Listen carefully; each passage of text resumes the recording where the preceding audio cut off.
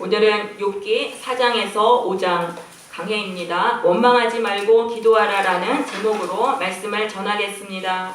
먼저 앞의 내용을 말씀드리겠습니다. 욥이 갑작스러운 재앙을 당했습니다. 그래서 모든 것을 잃게 되자 욥은 신앙이 무너지고 하나님을 원망하게 되었습니다. 그러자 그의 친구 세 사람 중에 대만 사람 엘리바스라는 사람이 대답을 합니다. 욥에 대해서 욥의 말에 대해서 대답을 하는 내용이 4장이 되겠습니다. 엘리바스는 세 친구 중에서 가장 연장자로 보입니다. 엘리바스는 욥이 하나님을 원망한 것에 대해서 아주 따끔한 말로 꾸짖기 시작합니다. 2절을 보시겠습니다. 누가 내게 말하면 내가 실증을 내겠느냐? 누가 참고 말하지 아니하겠느냐? 이것은 이런 뜻입니다. 누가 내게 충고를 한다면 내가 짜증을 내겠지만은 누구도 내 말을 듣고 가만히 있을 수만은 없다. 너의 잘못된 말을 고쳐줄 수밖에 없다라는 그런 말을 하는 것입니다. 그러니까 실증을 내지 말고 나의 말을 귀담아 들으라 라는 그런 말이 되겠습니다. 보라, 전에 내가 여러 사람을 훈계하였고 손이 늘어진 자를 강하게 하였고, 손이 늘어졌다는 것은 고난을 당해서 마음이 약해지고 낙심과 절망에 빠진 사람들을 욥이 강하게 세워주었다는 그런 말씀입니다. 그랬는데 이제 이 일이 내게 이름에 내가 힘들어하고 이 일이 내게 닥침에 내가 놀라는구나. 네가 그렇게 연약한 사람을 붙들어 주더니 네가 고난을 당해서 연약하게 되니까 너가 지금 이렇게 놀라고 있구나. 네가 너를 붙들어서 너를 강하게 해야 될 것이 아니냐라고 충고하는 것이 되겠습니다. 내 경외함이 내 자랑이 아니냐, 내 소망이 내 온전한 길이 아니냐. 너는 하나님을 경외하는 것을 너의 자랑으로 삼지 않았느냐? 너의 소망은 하나님 앞에서 온전하게 사는 것이라고 말하지 않았느냐? 그러니까 고난을 당한 지금에도 하나님을 경외하고 온전한 길을 가라라고 충고하는 것이 되겠습니다. 그러면서 7절에서 이렇게 말합니다. 생각하여 보라, 죄 없이 망한 자가 누구인가? 정직한 자의 끊어짐이 어디 있는가? 지금 엘리바스는요, 욥이 어떤 죄로 인해서 하나님께 고난을 당했다고 말하면서 정죄하는 것이 되겠습니다. 내가 보건대 악을 밭갈고 독을 뿌리는 자는 그대로 거두나니 다 하나님의 입 기운에 멸망하고 그의 콧김에 사라지는구나. 욥이 지금 하나님께 죄에 대해서 심판받아서 재앙을 받았다고 말하는 것이죠. 10절에서 사자의 우는 소리와 젊은 사자의 소리가 그치고 어린 사자의 이가 부러지며 암사자의 새끼는 흩어지느니라. 여기 나오는 사자는요, 사납고 잔인한 악인을 말합니다. 악인은 젊은 사자나 어린 사자나 다 망해서 죽는다는 것입니다. 악인은 다 죄로 인해서 하나님께 멸망받아 죽는다라는 인과응보의 논리로 욥을 정죄하고 있습니다. 그렇지만 엘리바스는 지금 욥에 대해서 잘 몰라요. 욥은요, 하나님께 어떤 시험의 테스트를 받기 위해서 죄가 없이 고난을 당하고 있어요. 그것을 알지 못하면서 자기가 알고 있는 인과응보의 논리로 욥을 지금 잘못 정죄하고 있는 것이죠. 욥을 너무나 고통스럽고 힘들게 만들고 있는 것입니다. 우리는 우리가 알고 있는 그 생각을 절대적인 진리로 여기면서 다른 사람을 함부로 정죄하는 일을 우리가 하지 말아야 되는 것입니다. 그렇게 할 때 다른 사람에게 심한 고통을 주고 죄를 짓게 될 수 있습니다. 엘리바스는요, 나이가 많아서 생각이 굳어진 것입니다. 그래서 이 인과응보라는 생각이 굳어져서 그것을 절대화하면서 모든 경우를 여기에다가 다 맞춰서 해석하고 있는 것이죠. 우리가 나이가 들면 생각이 자꾸 굳어집니다. 그렇게 돼서 그 굳어진 생각으로 많은 죄를 짓게 되는 것입니다. 생각이 부드럽게 되어야 됩니다. 하나님의 말씀을 듣고 성령이 주시는 은혜를 받으면 우리의 생각이 하나로 굳어지지 않고 유연하게 됩니다. 그래서 하나님 앞에 나와서 말씀을 듣고 우리의 생각을 굳어지지 않게 해야 하는 것입니다. 자, 12절부터 엘리바스는요, 자신이 환상 중에 들었던 하나님의 말씀을 이야기합니다. 하나님의 환상 속에서 어떤 말씀을 알려주셨는데 그걸 통해서 욥을 정죄하는 것입니다. 욥이 하나님을 원망했던 것을 정죄하기 위해서 자기가 환상을 보았던 걸 얘기를 합니다. 12절입니다. 어떤 말씀이 내게 가만히 이르고 그 가느다란 소리가 내 귀에 들렸었나니. 이것은 하나님이 보내신 천사의 음성을 말하는 것입니다.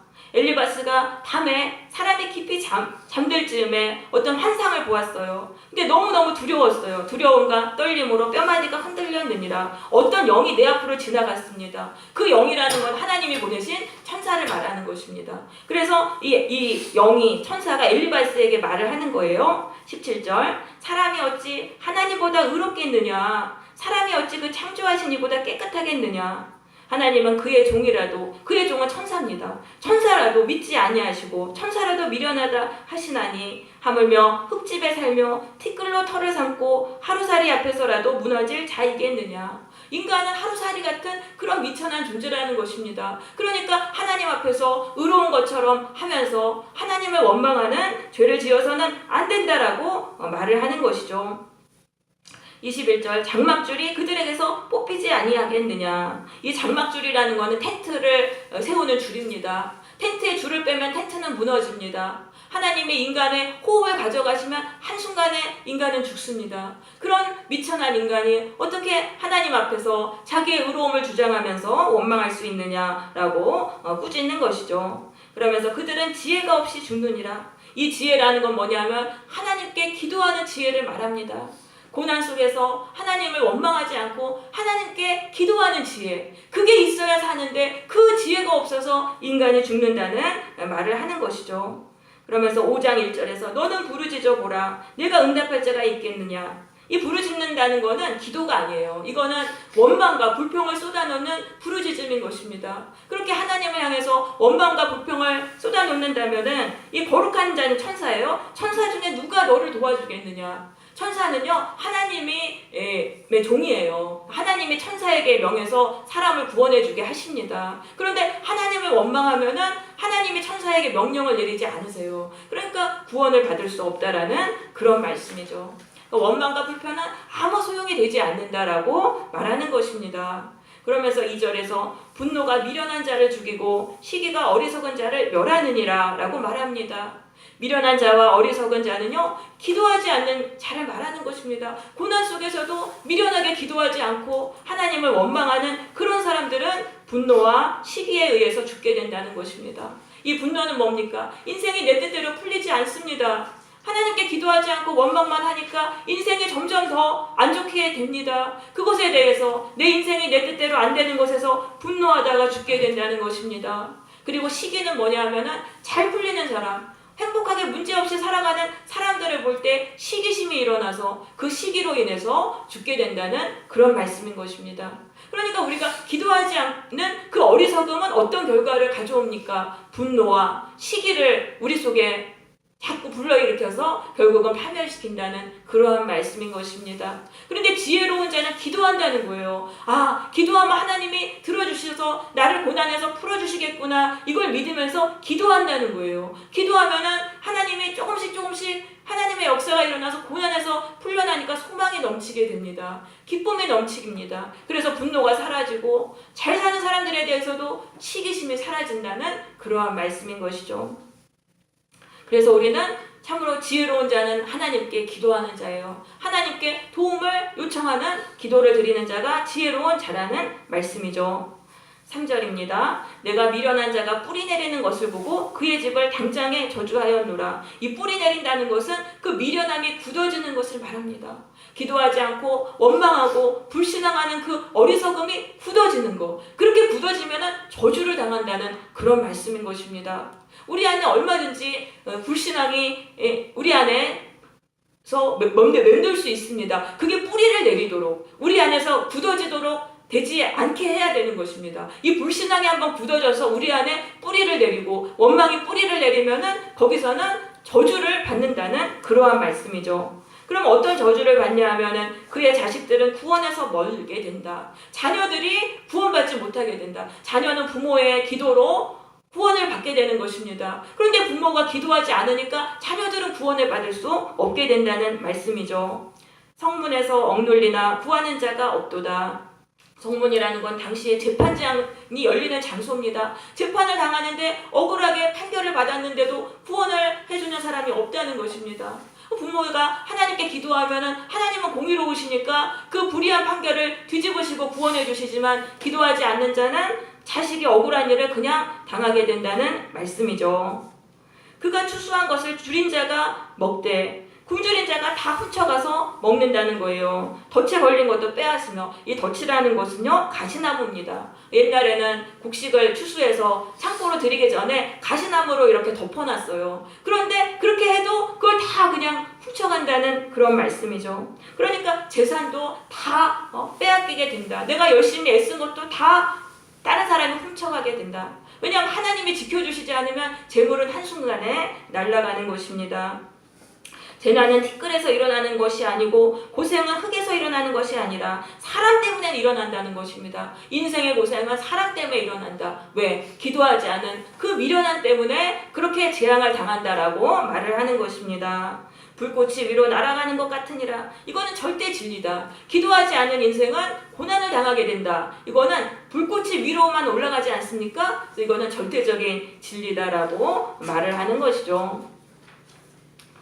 자, 근데 사실 이 욥에게는 요게 좀 적용이 되지 않아요. 엘리바스의 이 가르치며 사실 욥의 상황하고 맞지 않아요. 욥은 갑자기 재앙을 당했잖아요. 기도할 시간도 없었어요. 그래서 이것도 욥의 상황과는 맞지 않지만 이제 앞으로 하는 이 엘리바스의 말은요 하나님의 귀한 진리입니다. 비록 엘리바스가 욥을 잘못 정죄하고 억울하게 만든 죄는 지었지만은 지금부터 나오는 이 엘리바스의 말은 우리 모두가 귀담아 들어야 될 하나님의 귀한 진리인 것입니다. 자, 이제 엘리바스의 충고를 보시겠습니다. 8절입니다. 나라면 하나님을 찾겠고 내 일을 하나님께 의탁하리라. 내가 욥과 같은 고난을 처했다면 나는 하나님을 찾아서 나를 도와달라고 기도하리라라고 말하는 것입니다. 원망하지 말고 기도하라라고 지금 엘리바스는 욥을 권면하는 것입니다.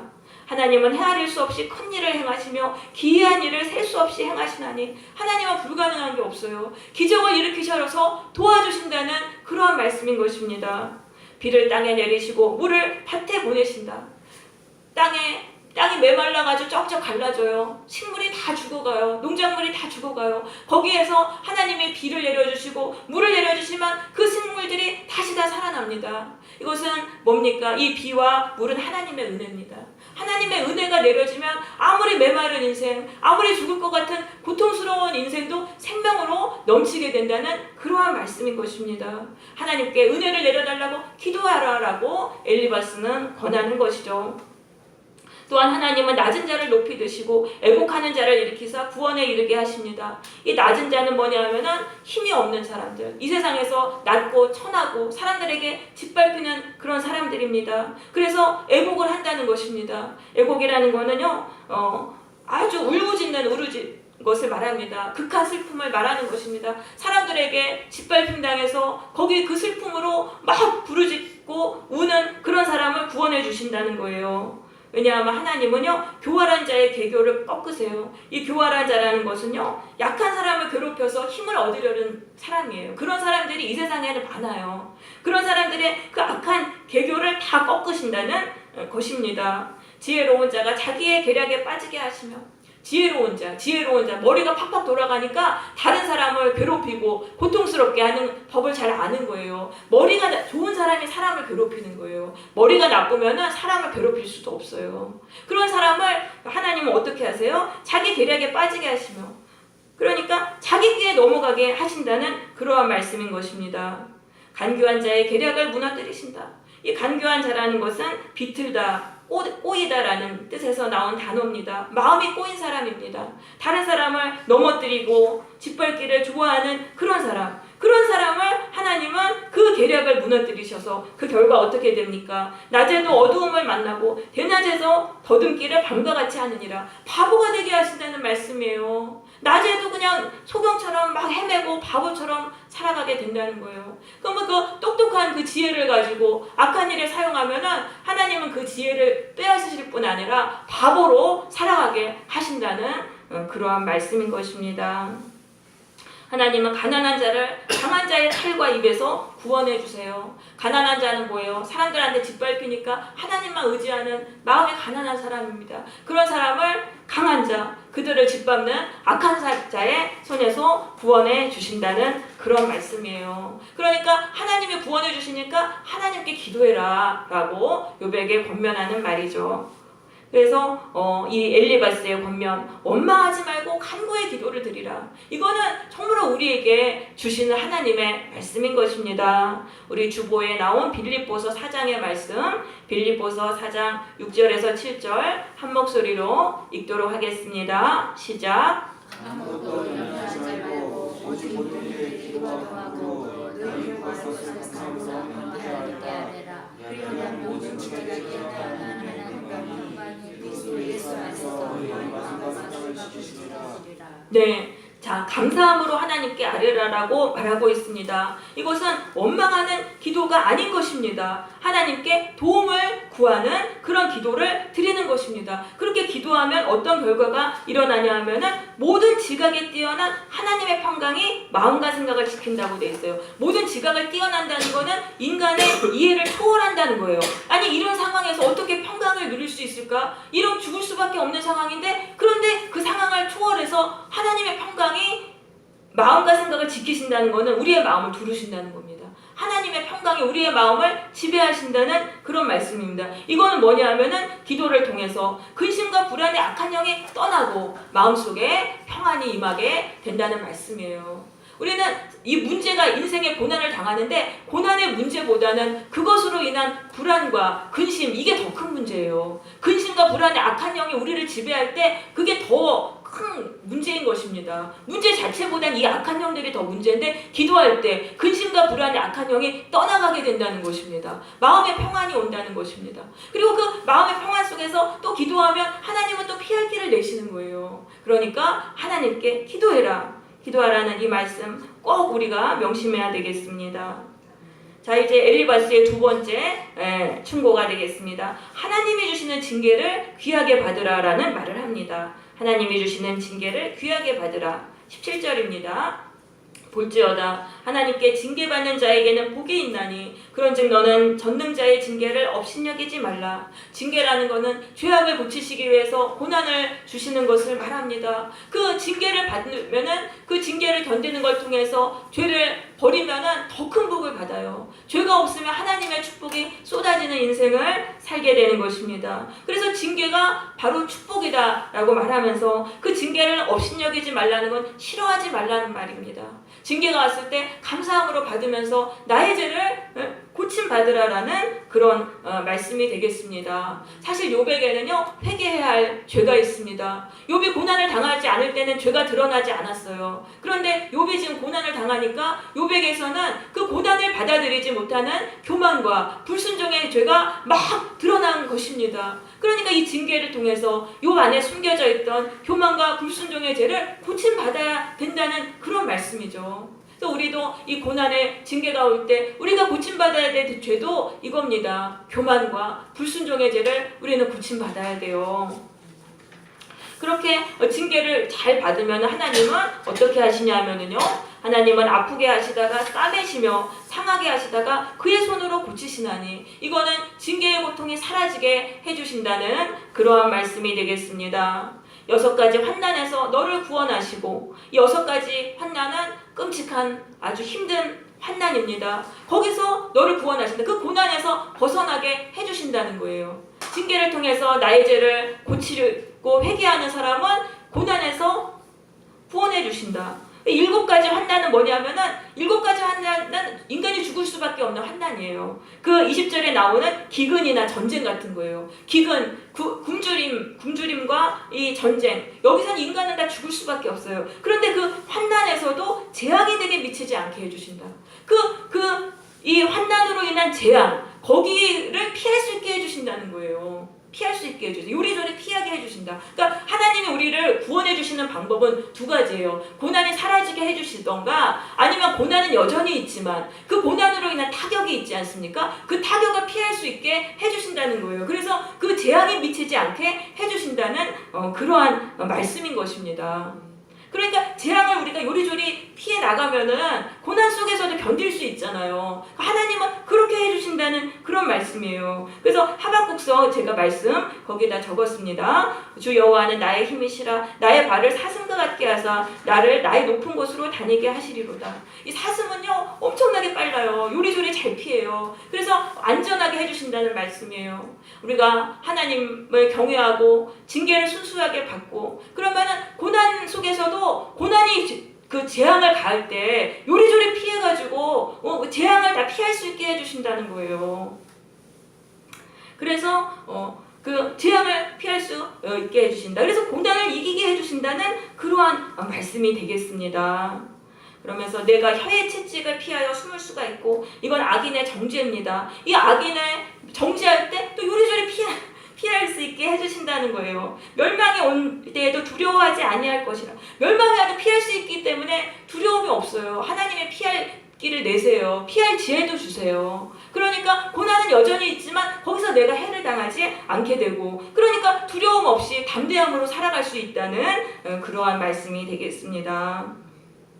그러면서 뭐라고 말씀합니까? 너는 멸망과 기근을 비웃으며 들짐승을 두려워하지 말라. 그 엄청난 환난을 당하는 걸 두려워하지 말라는 거예요. 그 환난 자체를 두려워하지 말고 그 환난 속에서 징계를 통해서 죄를 회개하는 것만 하면 된다. 그러면은 그것들이 다 피해간다는 거예요. 그 재앙이 다 피해간다. 그런 말씀이죠. 들에 있는 돌이 너와 언약을 맺겠고 팔레스타인은요 밭에 그 들에 돌이 많아요. 그 돌이 다 날라와서 밭에 날라오면 농작물을 다 망쳐요. 그런데 하나님은 징계 속에서 죄를 회개하고 죄를 고치는 사람에게는 그 돌들이 안 날라오게 하시는 거예요. 밭의 돌들이요 이 회개하는 사람, 징계 속에서 겸손하게 회개하는 사람의 밭에는 안 날라오고 다른 사람 밭으로 다 날아가서 농사를 망치게 되는 것입니다. 또 들짐승들도 그 밭에 공격하지 않게 된다는 그런 말씀이죠. 내가 내 장막의 평안함을 알고 장막은 가정입니다. 가정에 샬롬을 누린다는 겁니다. 평안함은 샬롬이 되겠습니다. 이 샬롬은 아무런 부족함이 없는 완전한 만족의 상태입니다. 가족의 그런 천국이 된다는 그런 말씀입니다. 우리를 살펴도 잃은 것이 없을 것이며 재산이 빠져나가는 일이 하나도 없게 해주신다는 말씀이죠. 그러니까 부자가 되려고 애쓸 필요가 없어요. 하나님이 주신 징계만 잘 받으면 돼요. 이 징계, 고난의 징계를 통해서 내 안에 있는 교만과 불순종의 죄를 회개하는 것만 잘하면은 부자가 되는 거예요. 하나님의 다 이렇게 모든 환경이 도와줘서 부자가 되게 해주신다라는 그런 말씀이죠. 내 자손이 많아지며 내 후손이 땅의 풀과 같이 매우 많아지게 될 것이다. 네가 장수하다가 무덤에 들어가리니 마치 곡식단을 제때에 들어올림 같으니라. 자, 곡식단이 주렁주렁 그 열매를 맺혀가지고 이제 창고에 올리지 않습니까? 그러니까 징계를 겸손하게 받은 자는 삶에서 그 축복의 열매를 주렁주렁 맺으면서 이제 하나님께로 올라가게 된다는 그러한 말씀이 되겠습니다. 볼지어다 우리가 연구한 바가 이와 같으니 너는 들어보라. 들으라는 말은 히브리어 들으라는 말은 순종하란 말이에요. 내 말대로 한번 해봐라. 징계의 고통을 통해서 죄를 겸손하게 회개하고 고침받으라. 그러면 네가 아니라 그러면 네가 이게 너한테 다 이루어진다는 것을 체험하게 되리라라는 그런 말씀이 되겠습니다. 이 엘리바스의 말씀, 하나님이 주신 이 징계를 통해서 죄를 고침받으라. 이것은 하나님이 우리에게 주시는 귀한 말씀인 것입니다. 우리 주보에 있는 히브리서 12장 12절, 13절 말씀 한 목소리로 읽겠습니다. 시작. 그러므로 피곤한 손과 연약한 무릎을 펴시고 늘 발을 위하여 그늘을 만들어 작은 다리로 멈추지 않고 고침받으라.